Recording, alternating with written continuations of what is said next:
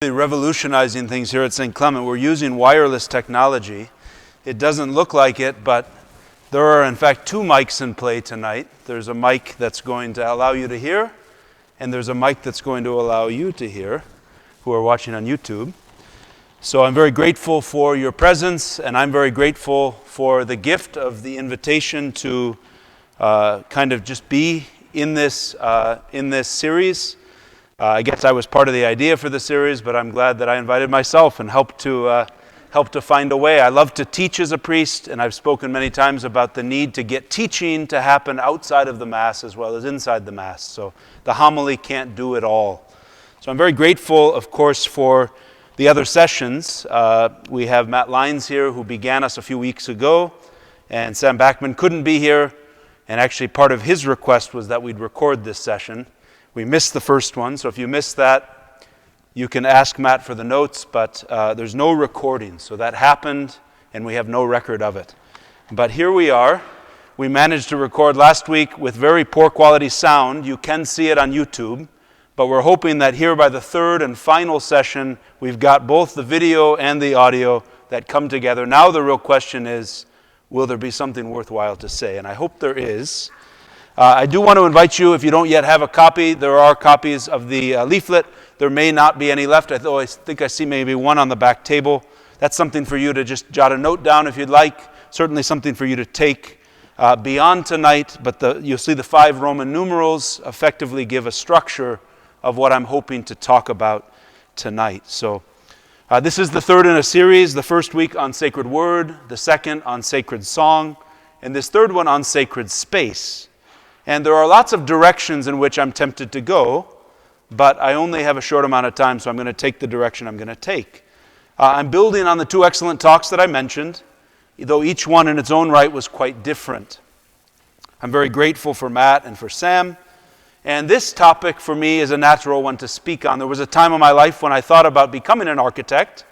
I certainly have had a great love of learning about art history and about architecture, especially in service of the gospel and in the church.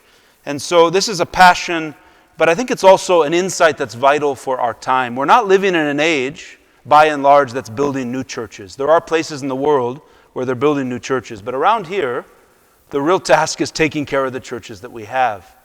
And there's another task that's going on, at least in some quarters of the world, which is maybe we have too many churches. And so we do live in a time where faith is atrophying. We're kind of seeing the shell of a great Catholicism of earlier generations that no longer is fully inhabited by the church of today. And so this is both a tragedy but an opportunity. And we're very blessed here in Northeast to have a great deal of real estate that's dedicated to God, dedicated to the sacred, dedicated to the transcendent. And this is a gift, as I'll say, not only for us as believers, but these churches and their bells and their beauty and their windows, these churches are gifts to those who live in the darkness without faith. That someday they may walk through these doors and may rediscover what they left, or they may discover for the first time what they've never known. So these churches are in a certain way living icons of an invitation that was made by our ancestors in faith, but an invitation that we have to make strongly and compellingly as well. Of course, care of churches is an important factor for any pastor, but as a pastor that has the 3 churches that we have with the needs that they have, this is something that dominates a lot of my time. And I say it not so much to earn credit or something for it. It's something that I love to do, to be a caretaker of what we've inherited. This is such a profoundly important thing. But we can't rest on our laurels either. These churches depend on all of us. They depend on us sitting in the pews. They depend on our sacrificial giving. They depend on our willingness to show up when there's a project or an opportunity. They depend on our care of the liturgy together. I'm looking out and I'm seeing a few of the new sacristans who have emerged here at St. Clement to help care for the Father's house. But it takes all of us in one form or another to be part of this living reality, which is the church. There's a delight and a sweetness that the believer finds in the sacred place. And so I gave you 3 little psalms, all references from the Psalms, that speak to that delight and sweetness. Those are just for you to ponder, but how beautiful to realize that yearning of the people of faith to go to be with God, to go to the place where God is at home. Better is one day in your court than 1,000 elsewhere. So the real first point that I want to make is about the Incarnation. And things have been said about the Incarnation as we had our first talk on the Feast of the Incarnation, which is, of course, not Christmas, but the Annunciation, the place where Mary allowed God to enter into the fullness of our humanity. The Word became flesh and entered human history. Mary becomes, in that moment, the ark of the new covenant, that God is with His people not only spiritually but physically, truly present, walking with His people. What does it mean to say God is here? Now, the Old Testament people had a desire to say, we know where God is, we know where to find Him. But even as God was revealed as present somewhere, there was also that sense of mystery, that He was, in a certain way, the moment that you pinned God down, He was no longer there. You couldn't do an experiment and say, here He is. In a certain way, God is always going to be greater. But there is something powerful about saying the infinite is present in a finite place. And this is what the Incarnation means. This is one of the implications of the Incarnation. To say, and I'm going to use the words of G.K. Chesterton, I often invoke him because he can say it so much better than me. He was talking about transubstantiation, about what we believe about the Eucharist, but this applies to the idea of the Incarnation as well. I would suggest to the most ordinary outsiders with any common sense that there would be a considerable practical difference between Jehovah pervading the universe and Jesus Christ coming into the room. So it's one thing to say God is just out there and He's vast and He's huge and He's immaterial and spiritual. It's another quite different thing to say God is here. He comes into this room every time the Mass is offered and transubstantiation takes place. Jesus Christ walks through the door, as it were. Jesus Christ drops onto the altar. Jesus Christ comes into our hearts, is placed on our tongue, is given to us in Holy Communion. Remember the burning bush we had just a few weeks ago in the Lenten season? Moses was in a physical place and he encountered God. So this idea of the sacredness of place is not a New Testament thing, but the New Testament brings it to a glorious and unexpected conclusion, a glorious fulfillment. Geography, you might say, is one of the central themes and features of the Old Testament. The people that God was gathering to Himself were a people who had a land, a place where they belonged. Even going back to Abraham, he was called out of a land to be given a new land, a new identity, a new place. When the people were led out of slavery in Egypt, they were promised that they would be led into a place that they could call home. It's one reason why we laugh sometimes when lectors mispronounce words. It gives a lot of delight to priests. I've been there myself. Even if you don't know how to pronounce it, just be confident that you're pronouncing it the way it should. And that's usually the best way. But in a beautiful way, those places, as well as the names of the people, but especially the places in Scripture, they matter. Isn't that incredible that those places, so far away from a land that's very distant from ours, a culture that's very different from ours, a time that's very remote from ours, but those places matter.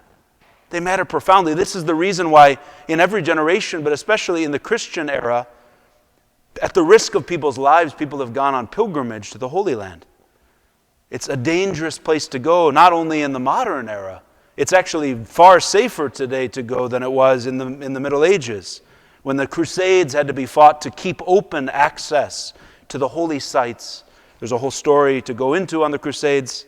And actually, speaking of sacred places, some of the most beautiful churches in the world were built by the Crusaders that still stand. There's one called St. Anne's Church in Jerusalem. And ultimately, the Crusaders desired that Jesus Christ could be at home in the Holy Land, the place that He had called home during His earthly life. I remember being in Jerusalem once, and I remember standing on the top of the hotel. A lot of the hotels have terraces on top. It's a very compact city. And so we were looking out over the town and over the city of Jerusalem and really over the valleys. It's quite a high city, at least in parts of it. And we had a guide who was a priest, an Irish priest who was living there. And we stood on that terrace, and we kind of did a 365-degree turn, and he pointed out all of salvation history, right from that rooftop. And he could say you could see those lights over on that hillside, and he could explain what had happened there. He could explain down that way, and we could see the distant lights of Bethlehem. And little by little, all of salvation history, lo and behold, happened all within sight, practically. This incredible sense of how small the geography of our salvation was, how tiny the Holy Land is. Literally, how small was the footprint upon which Jesus Christ lived his life. I remember a friend of mine from Lebanon, he said, "Did Jesus ever visit your country?" He said, "No, but he came to Lebanon." And that's about as far as Jesus ever traveled from home. So there's a beautiful sense of how narrow and how small and confined is the Holy Land. And that's part of what makes it precious. It's so small. The meaning of the erection of an altar, this goes back to the beginning of the Old Testament. You can think of Abraham, but certainly I remember Noah after the flood. He erects an altar and offers sacrifice. So the idea that an altar in a particular place is a place where sacrifice is offered, but also a place where God is encountered. It's a place that in obedience to God, we come with the gifts that we bring, we offer those gifts, and God makes himself present. And one of the things that builds upon this Old Testament tradition of building altars is the rite of the consecration of churches. Sam referred to it last week when he talked about Archbishop Ireland coming to this church in 1914 to dedicate this sacred edifice. And by dedicating or blessing, I like to use the stronger word, he consecrated it. He literally smeared oil on the walls of this church. I don't know exactly where. We don't have the crosses that mark. I'm not sure if there ever were crosses with candles in this church, but many churches will have the crosses and candles that will burn on the anniversary of the dedication. I know that the altar, the historic altar that would have been up in the apse, would have been smeared with oil and dedicated and consecrated. It's one of the reasons, by the way, that there were many tragedies that took place in the destruction and the tearing out of altars, because those things were set apart for very sacred use. And of course, there were reasons that they did it, but we sometimes wish they wouldn't have done so much damage at times. Let's just say that the rite of consecration makes something fundamentally different than a lot of the things that we use. I'm looking at my phone. It's recording images of me. That phone can become anything. It's one of the reasons it's versatile is that can show anything, any number of different things. It's versatile. A phone isn't set apart for sacred use. If you pray on your phone, that phone could be used for good things or for bad. But indeed, a church is set apart for one use, for sacred use. It's like no other place in the world. It's not for utilitarian purposes, not for mundane or banal uses, but indeed it's uniquely given to God. This is a place where God is at home. And what happens here happens in service of God. Of course, there are things here that remind us of other places. We don't have them outright at the moment, the flags. We might see flags in other places and we say, that reminds me of where I live and the culture that I'm from. We usually see the Vatican flag and the national flag. We sometimes will see the pews that we sit in as kind of reminding us of school classrooms. And indeed, there is an element of teaching and education that's present in the church. But all of these things that might resemble what we see out in the world are in fact different, because what happens here isn't just what happens out in the world. What happens in a church is utterly unique. And let's just say that all of the Old Testament preparation, the building of the altars, the worshiping of God in the disparate places and times, was all leading up to ultimately establishing his temple on the Temple Mount. And those psalms that I have referenced at the top, those are psalms of ascent that would be spoken by pilgrims as they were making their way up to Jerusalem. And the great thing to realize is that even as God's presence was leading his people, for example, through the Exodus, you remember that he was in the pillar of fire and he was in the cloud, and God was kind of leading his people onward with the Ark of the Covenant. But indeed, that was all going to be fulfilled in the glory that would inhabit not only the temple, but now in the Christian dispensation, that would inhabit what I call any given parish, a church near you or me. And isn't this amazing that what was uniquely present in one place, the holiest place on the face of the earth, is now present practically in this neighborhood on every corner. Across from every bar in the whole neighborhood, you've got a church to remind us that God will dwell with his people in this unimaginable way. This next section I have is focused on the idea of pilgrimage. The idea of Jerusalem is like a magnet drawing people to itself. There's a line in the psalm that says Jerusalem is like the pole of the earth, the axis around which everything revolves, to which everyone is going up. And this image of going up to Jerusalem is true, partly because it's on a hill, but also in the spiritual sense.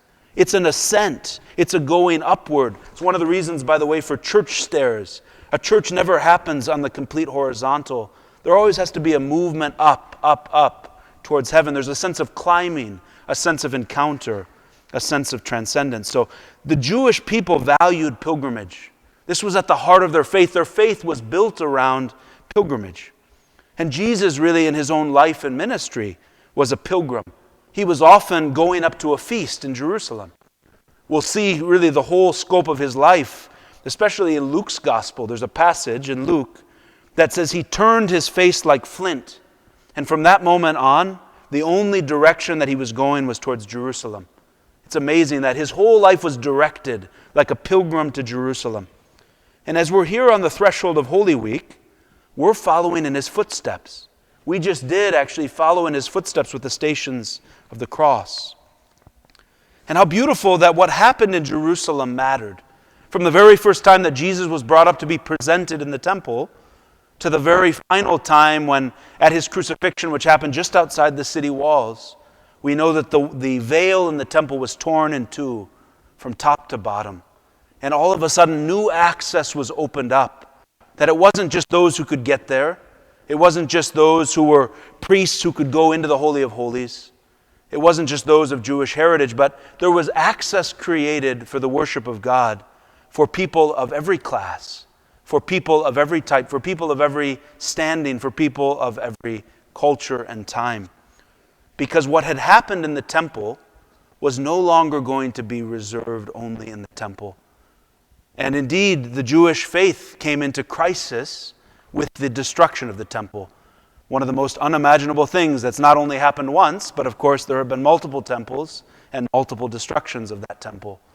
But the faith is very intertwined with an understanding of that physical place, that physicality, that sense of right worship.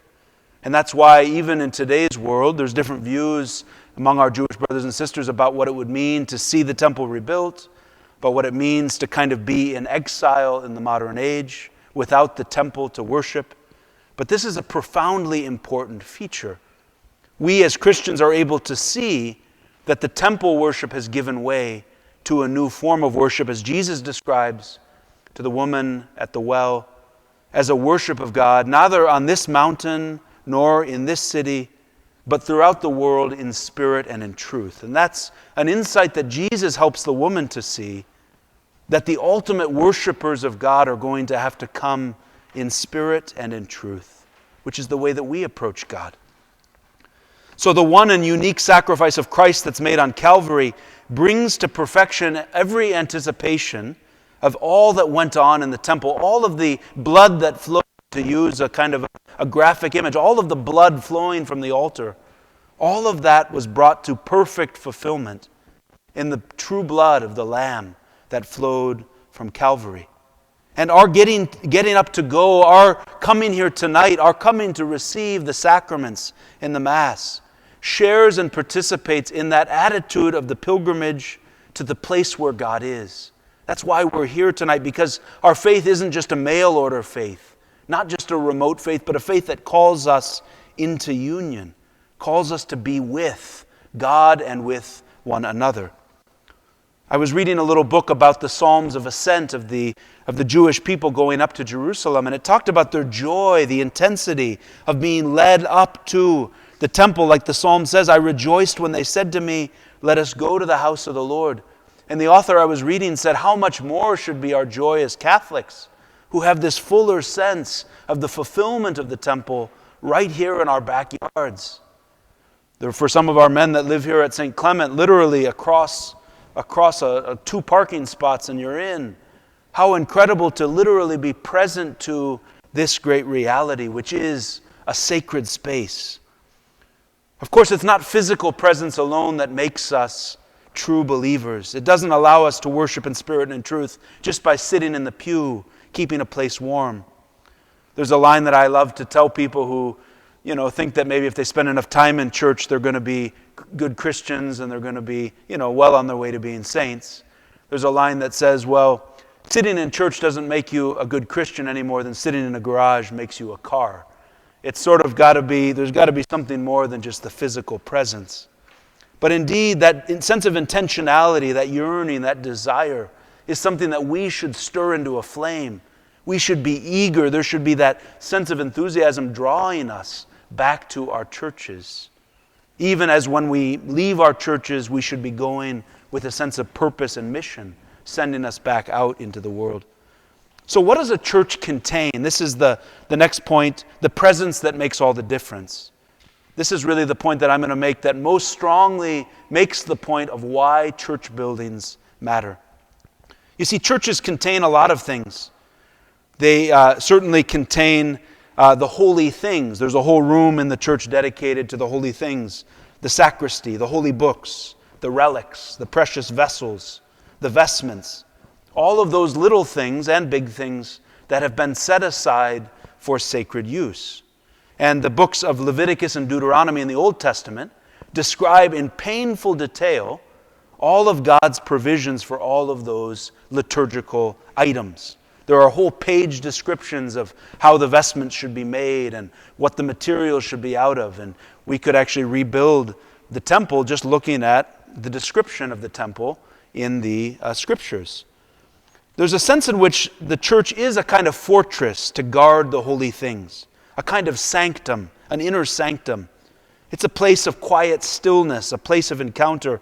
One of the most famous churches in the world, at least pilgrimage sites, is the Church of Our Lady of Chestahova, Yaznagura, in Poland. And literally, that church is a fortress. It's built as a fortress to be defensible because many times that church, that monastery complex, has been under attack. And within that church is the beautiful image of Our Lady that herself has been under attack. That's why she has the slashes in her face, because she was attacked actually by Scandinavian soldiers wielding sabers. And they were Lutherans, and they cut the image of Our Lady, and any efforts to repair the image were never able to cover the scars on her face. It's a kind of living image in a very real way.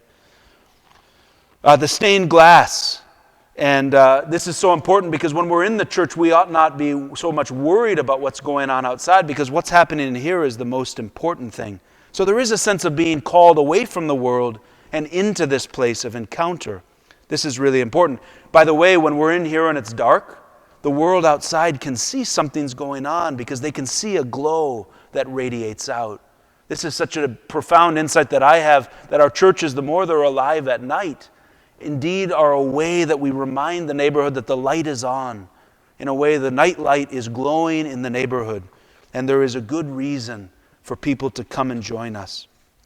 Churches are places of welcome, of invitation, of hospitality. There was a historic shift that took place from the time when the church was only for the initiated to becoming a place where even those who were non-believers could be sitting with us. And I think it's a good thing to see. There was a time, of course, for the thread of Christian's life, we would have to see if you had the secret handshake at the door to know if we could let you in. But now there's a value to be able to welcome those in who might be curious, who might be seekers, who might be here just for a funeral of a friend or family member. But there might be a seed planted while they're here that leads them to come back. So there's truth about all these things: the fortress, the sanctum, the place of stillness. A church contains history. It references those who came before. I was looking at the Stations of the Cross. Underneath each one, there's a reference to those who helped to pay for and provide those beautiful Stations of the Cross. So churches contain references, memorials. There's lots of beautiful things. When we did a renovation at St. Hedwig, we found a cornerstone from 1919. It's incredible to read a note from the pastor and see all sorts of coins and holy cards and personal effects from 1919, just over 100 years ago. There's a chapel at the cathedral that has a book that has inscriptions of every single gift that helped to build the cathedral. And they weren't big gifts. Most of them were, in the $5 to $10 range. It's incredible how little the gifts were and how many the gifts there were that helped to build so great an edifice. There are recordings of even 25-cent contributions that are in that ledger book. It's an incredible sign of the little widow's mite that helped to build that great cathedral. So indeed, the church building also contains the people, the living community, and reminds that community that it has to rise to the challenge to inhabit that church, to be alive in that church. A church wasn't built or completed overnight. It wasn't even completed in a matter of months or years. Usually decades passed as a church was completed. I know when Holy Cross was built, it was very, very plain. Even the third church that's standing now was almost completely whitewashed and blank. But it took time to decorate little by little. And the renovation that happened then in the early 2000s, every generation has their contribution to make to keep God's house holy and to set it apart. One of the great things about Catholicism is it's a reminder that there's room for everybody. All types have their way. All of us sinners, though we are, we're invited in. We're gathered in. Here comes everybody. Is this great reminder that our faith is universal. But the greatest reason that a church is built is because it contains the mystery of the liturgy unfolding. And the liturgy unfolding is really the mystery of Christ made present. And that's why the most important reason that a church exists, and I'm not the only one to say it, is because this red candle here reflects the fact that before any of us came in here tonight, when the church was all alone and empty, it wasn't empty. And that's what makes the church glorious with the eyes of faith. Because the Lord is always here beckoning to us, calling us, inviting us, leading us, and drawing us. In a real sense, a church is an inhabited place. And the most blessed sacrament of the altar is the Lord's own real presence. Cardinal Newman, whose stations we prayed tonight, he was converted, at least in part, to Catholicism by discovering that tiny red flickering candle when he visited the churches of Europe. And he saw that in Catholic churches there was a presence that his Anglican churches did not have, did not cherish, did not possess. And he was drawn to realize that he wanted to be at home with the Eucharistic Lord. In every sense, every church is kind of Marian. In some sense, every church is Marian because her body contained the infinite, the incarnate Word. She was his walking home during her pregnancy. And in that real sense, this church building is like the image of Mary that contains the very presence of Christ. Actually, the great Cathedral of Chartres is a kind of a Marian church dedicated to Our Lady. But if you look at it from above, the whole structure of the church is Marian. Bishop Barron did a great teaching on the shape of Chartres Cathedral as reflecting a woman's body. And actually, there's the famous or infamous labyrinth that's on the floor. It's a kind of an ancient medieval labyrinth, and it's right in the place of her womb. It's a beautiful invitation to ponder what the church structure itself reveals. Because the church building, this was one of the points that I wanted to make here in conclusion, the church building actually tells forth by its structure, it reveals why it was made. And that's my last point that I want to make, that beauty will save the world. That in some sense, a church must be beautiful to reveal what's within, the beauty of the Lord who is at home within it. This little phrase of Dostoevsky that's used a lot, it's kind of thrown out. People say, beauty will save the world. I think in a very real way in our day, a day which pines to know transcendence, which pines to discover a reason for life that's beyond the immanent, what we know, the here and now, what we can measure, what we can see, what we can smell. And so the invitation that the church building was built in a way that reveals the invisible world is one of the great antidotes that our world is longing for. You see, beauty is inherent in our worship, as Sam and as Matt pointed out. Matt's talk especially emphasized the truth of our worship in the focus on the Word, as Sam's talk emphasized the beauty and truth and that was present in the musical and liturgical traditions of our faith. But I think it's so important to realize that the Mass and everything that goes on within a church is meant to reveal the beauty of heaven, because the church itself is the threshold of heaven. Philip Neri said, "He who loves the Mass is already in paradise." He already has a foot stepping into the next world. And the gift that we give of this church glowing tonight out in the world is a reminder that what's in here isn't just for us, the initiated, those who happen to have showed up. The gift that's in here is for others too, that they may come to believe in the gift that we have been given. There's this principle of sacramentality at work, which has been spoken of a bit in these talks, of revealing and making visible the invisible world. And because we're humans and not just spiritual beings, our worship is thus physical. It has posture. It has language. We offer our best. We bring the materials, all of the things that were composed together to make this glorious Church of St. Clement.